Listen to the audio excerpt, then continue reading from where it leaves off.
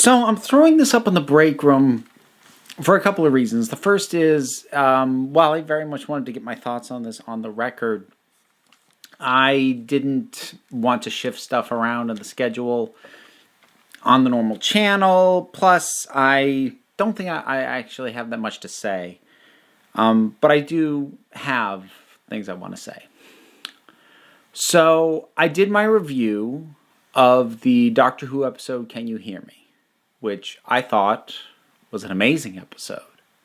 And as I always do with my reviews of new episodes of Doctor Who, I put it up, I recorded it and put it up before I watched or read or heard anyone else's thoughts. I watched the episode on my own. I had no one to compare notes with. And in the case of that episode, I actually watched it twice before filming my review, but my thoughts were completely my own.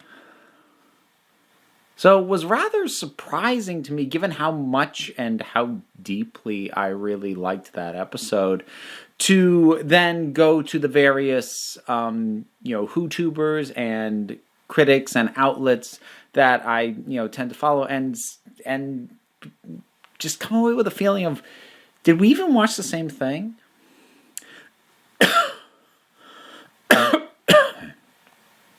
But I don't really want to dwell on that, because there's one specific point that it seems like a lot of people had a lot of issue with and got really hung up on, including a lot of people in the comment section of my own original video. And I was just flabbergasted reading those. And that has to do with the close. It's not the closing moment of the episode, but it's towards the very end with Graham and the Doctor. So to reiterate, the entire episode is dealing with fears and depression and anxiety in both very literal and very metaphorical senses. It's what I like about it. And at the end, it sort of touches on each of the characters' little mini stories in turn, because you had Ryan and the story of him, convincing his friend to go and get help. You had Yaz, and we found out her backstory of being a runaway and making a connection with a cop. And Graham has been paranoid about his cancer coming back. And he confides that into the Doctor, because he doesn't have anyone else to talk to.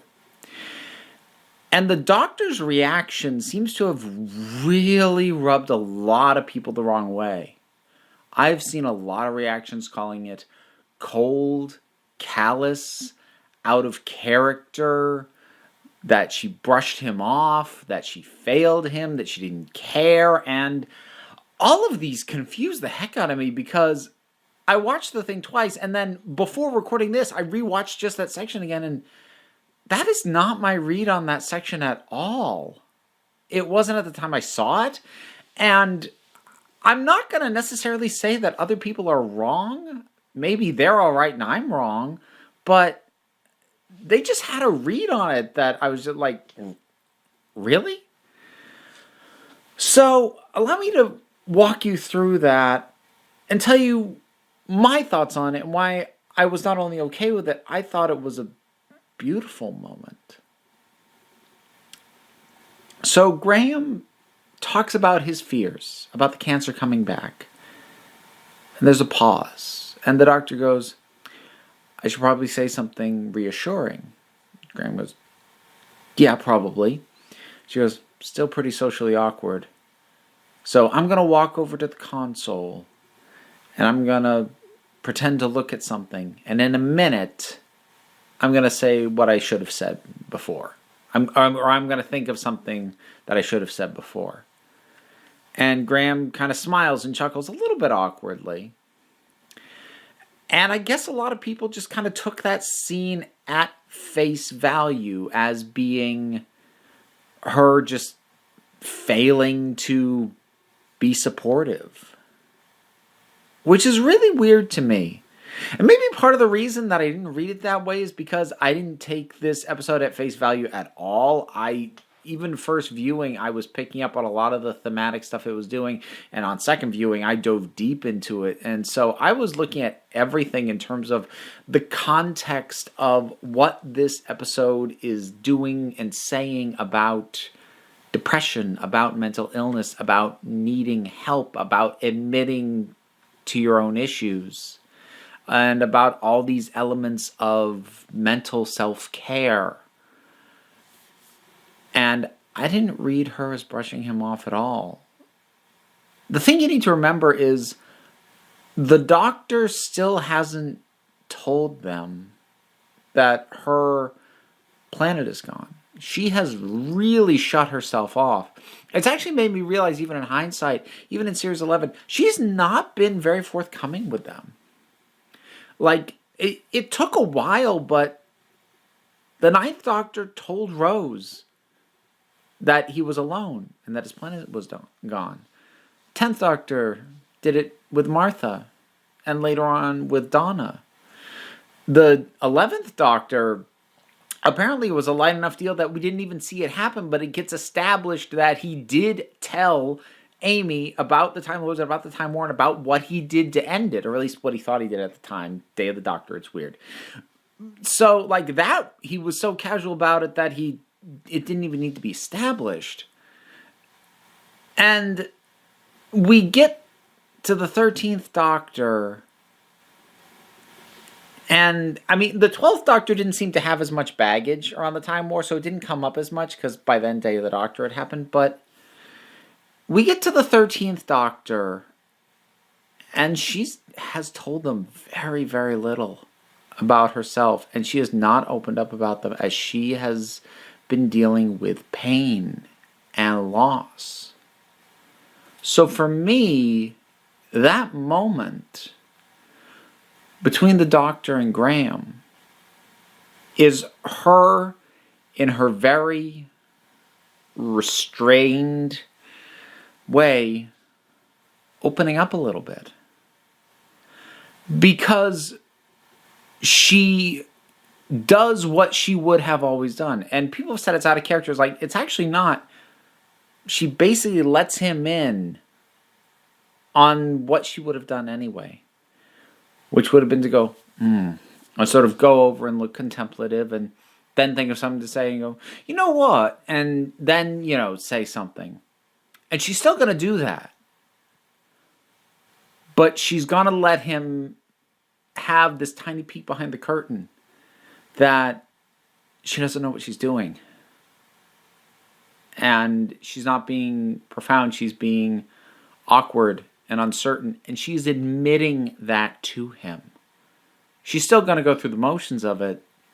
I'm not sure she knows how to not. But she's admitting to him, like, I'm not good at this. And I'm still going to try my best, but this is me admitting to you, I'm not good for this.